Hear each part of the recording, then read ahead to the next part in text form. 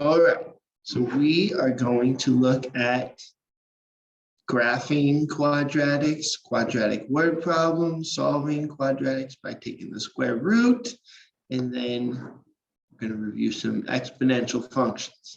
So let's get started. Okay, so here is a quadratic function in factored form. So in order to graph it, the first thing we're going to do is identify the zeros. Okay, so using the zero product property, x minus 1 equals 0, x plus 7 equals 0. So the answers are 1, negative 7. All right. And now the next thing that we need to identify, so that's the 0. So go ahead and write zeros above that. The next thing is the vertex. So where is that x coordinate?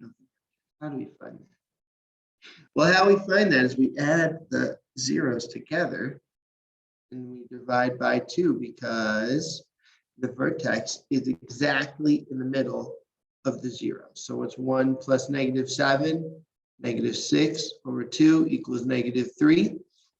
So that's the x coordinate.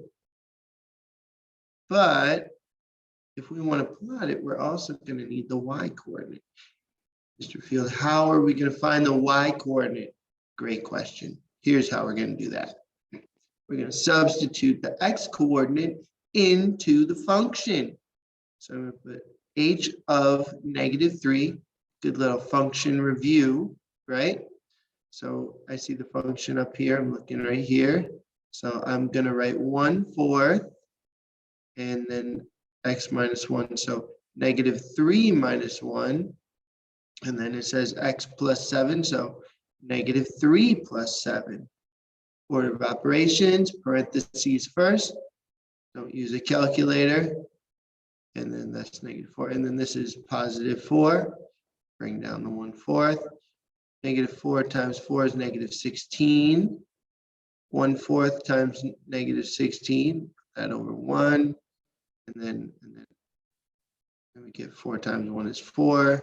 1 times negative 16 is negative 16. And negative 16 divided by 4 is negative 4. So the vertex is at negative 3, negative 4.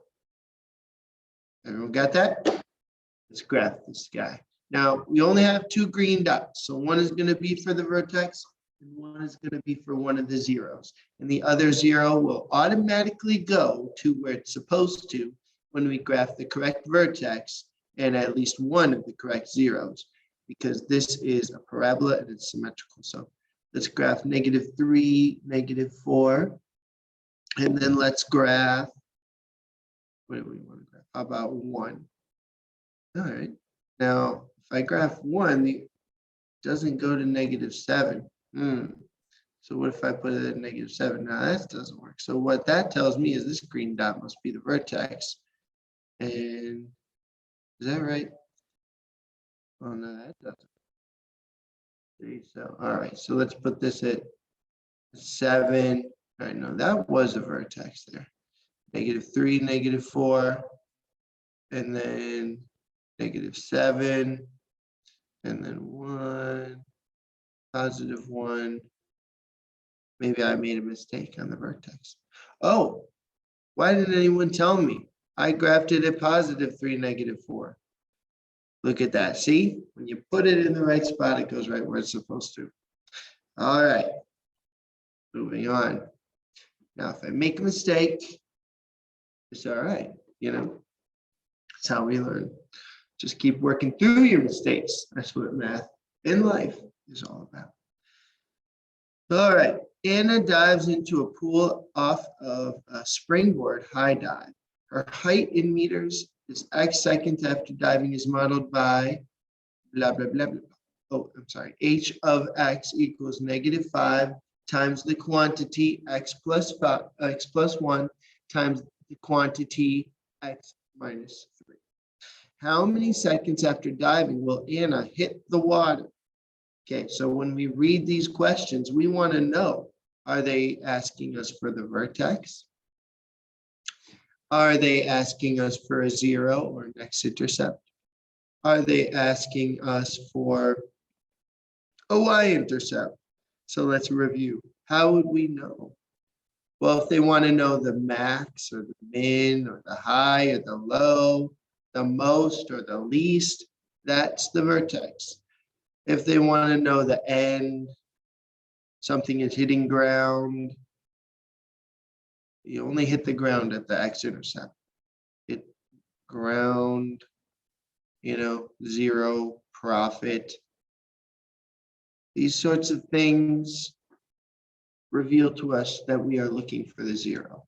And the y-intercept, you should know by now, is the initial value, starting point, starting height, point, cost or revenue or something like that, profit. Starting, that's the y-intercept. So what are we looking for here? How many seconds after diving will Anna hit the water? It's going to hit the water at the 0, right? Here's another thing we can say. So seconds is a unit. And then what's the other unit? Meters. So our two units are seconds and meters. X seconds. So we're looking for an amount of seconds at which we will hit the water. The water is 0 meters above the water. The water is 0 meters above the water, right? So we're looking for X when Y is 0. Well, that's an X-intercept. So what are the X-intercepts? In factor form, couldn't be easier to tell what those are. Those are -1 and +3. Those are the zeros. And see, right? Because we know that because of the 0 product property. So which one of those is the answer? Well, it's not negative time. It's going to be the positive one because she probably didn't hit the water at -1 second. All right, so go through those and see if you can identify the key things. Now, the 0 product property, we don't need if we only have a quadratic written like this. So write down this, and this strategy can be utilized when we have a function of the form ax² plus c. When we are missing the bx term, then you could just solve by taking the square root. Okay, and here, write a little star in your notes and write, do not forget, don't forget the plus minus sign after square rooting. We have never done that when solving, so could be something you forget because it's new. So let's do this. So we're gonna do 6x² plus 1 equals 487. If they give you a function, just set it equal to 0. Okay. So, but if they give you an equation like this, then we can just solve it. Put those numbers on the right. 486. Yeah, we're not going to be dividing 6 by 486. All right, it's 81. I know it's terrible. Really should have done that. Look at how much extra time it took. All right, because I didn't. You know what? Maybe I'm not going to use the calculator ever again. Okay. So x² equals 81, and you probably already know that that is the square of 9. But if you didn't, then know this. The inverse operation of squaring is square rooting. So when we have x², we want to square root both sides. And then x² becomes x.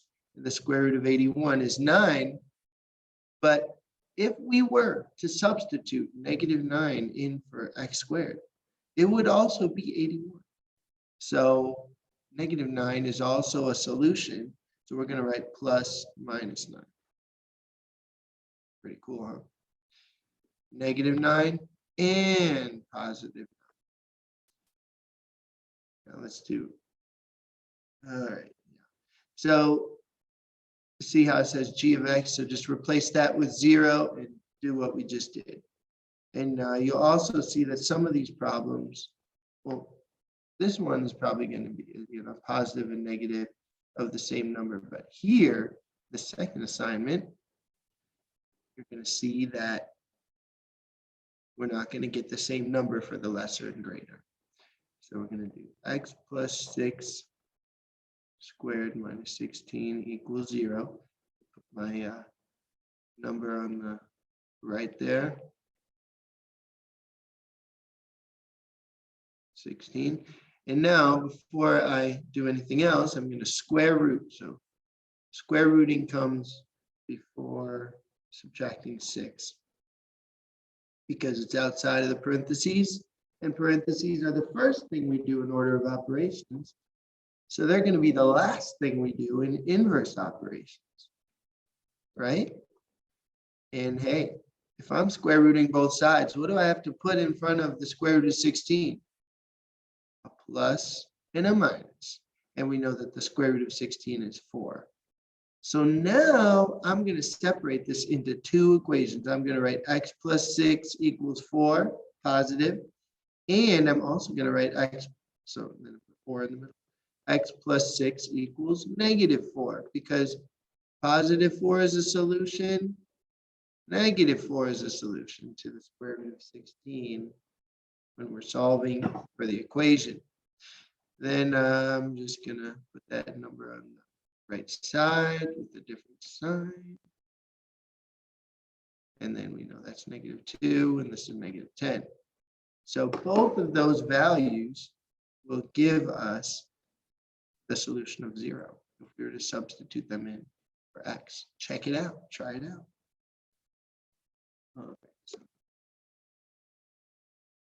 All right. Now, just going to warn you. This is quiz 3 on exponentials. We're continuing our review of exponentials. All right, let's just look quickly at that. So, spring break is coming up quick. Oh, but hey, we still got more weeks in March. So next week, we're going to have the absolute value unit test. And then we're going to review functions, or do a little bit more work with functions in addition to quadratics, because they go hand in hand. And then in April, we're going to have so in a couple weeks, like almost a month, we're going to have the exponential unit test. And why a month out? Because we're spacing, right? So we keep bringing those exponentials up. Now that we've learned them, bring them up every couple weeks in a month.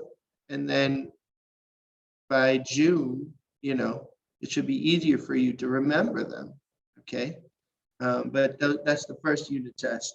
Then you can see forms of linear equations unit test is coming up in April. And so, hey, go to that YouTube channel and listen to those songs where I go through the different forms of linear functions. That's a fun way, even if you don't like the songs. They're not that bad. Okay. I like them. And then you can see when we're going over more function stuff, you're going to start interleaving, reviewing the quadratics, and then we're going to have a functions unit test, quadratics unit test.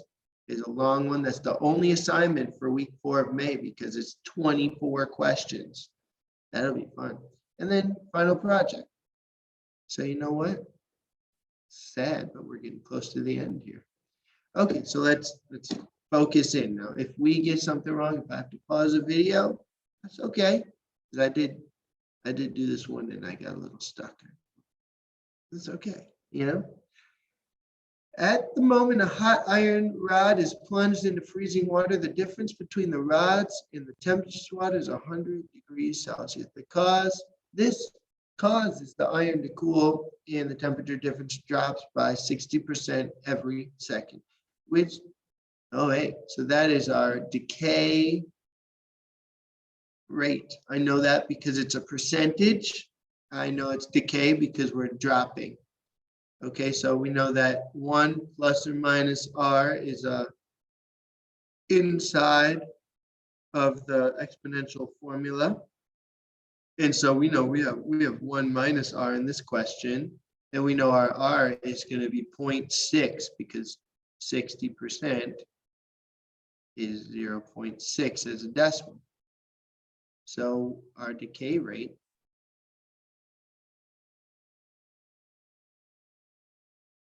well, our decay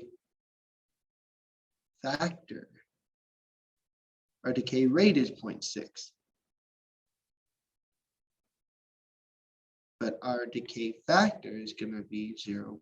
What? 1 minus 0.6 is 0.4. Okay. So what's the y? That's our decay factor. That's an important part that goes right here. What's the y-intercept? Because that goes right here. Looks like different is 100. So it looks like our y-intercept is 100. Is that right? So is it 100, 0.4 to the t? So let's make a table. And we have our x 0, 100. And then 1, we would want to multiply by 0.4. And 100 times 0.4 is going to be 40. So we're looking for 0, 100, 140. So that's not 140. So that can't be right. Please let there be a 140 here. C has, D has a y-intercept of 100 and 140. I was getting a little nervous. And it's right. Otherwise, we would have had to go all the way back and retool. Okay, complete the equation. No problem. We got this. We got this, friends. Okay, the y-intercept is 5. And now, what's the, it's growth, 5 to 8. So let's put 8 over 5, right? Common ratio, let's write that down. Common ratio, the ratio is a fraction. I know in 6th grade, you probably wrote them with the colon in between. Yeah, algebra, we write our ratios as fractions. I apologize for it. Okay. To the x, sorry. F of x, so we got to write it to the x. Please be right, please be right. Oh, God. Sorry. So now, got the mass of a sample chemical element, Einsteinium-253, after initially measured. Okay, there's the initial measurement. And then, so this looks like a model. Yeah, so it's going to be approximate. So let's divide 201 by 400. That looks like it's approximately half, right? That's about 0.5 for our common ratio. And it's already told us it's an exponential model, or is it a linear model? Well, as I look at these numbers, we're not subtracting. Like 24 to 12 is just minus 12, and 400 to 200 is not minus 12. So this is not linear.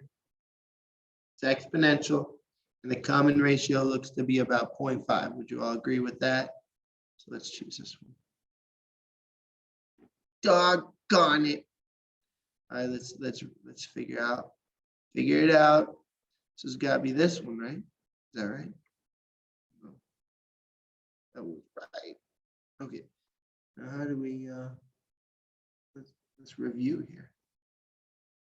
Okay. So I'm gonna pause and I'll be right back with you. This is so great. I just learned something. All right. Nothing I've said to you has been incorrect. So let's get that first. All right. I did get the answer wrong, but I didn't tell you anything wrong. So don't erase, don't cross off anything in your notes. Don't say to yourself, oh, Mr. Field, you did it all wrong. No, I just missed the last step. And so let's look a little closer. If we had x values that increased by 1 each time, then we would have had the right answer. We would have. But look at the increase of the x values, 0, 3, 6, 9, 12, 15. And actually, when we did exponentials, thought to subtract the x values if we see that. But no, that is not how you do it. Okay, so when they're increasing by 3 each time, after we get, check this out, after we get our common ratio on the y side, which we knew was about 0.5, we have to take that 0.5 and cube root it. Why cube root it? Because our increase is by 3. If our increase was by, so let's just write that down. Cube root the y ratio, because the x's increase by 3. So if the x's increased by 2, we would square root, and so on. All right, so whatever the x is increased by, that's the root you have to take in order to get the common ratio. All right, so make sure you ask questions about that in the organizer if you want an even better explanation, and we'll keep exploring that. I think it's fascinating. All right, so the exponential function is right here, and we got to know the function. Okay, so shake off that lack of incorrect answer. That's all right. We're going to get our confidence back here, because we know the y-intercept is 9, and we see that we have an x increase of 1, easy peasy. 3 and 9, so it's decay, 3/9, and that simplifies to 1/3. So our model is going to be 9 times 1/3 to the x power. Right? Sure hope it's right. But if not, just going to pause and retool. But it's right. A sample of bacteria was placed in a petri dish. The number of bacteria changes exponentially. The graph describes the number of bacteria over time in hours. You see that? The x-axis time in hours, y-axis is number of bacteria. What was the initial size? That's the y-intercept. It's 50. All right. All right, so hey, you get one wrong like I did, just do it again. And post in the organizer. I'll see you in class.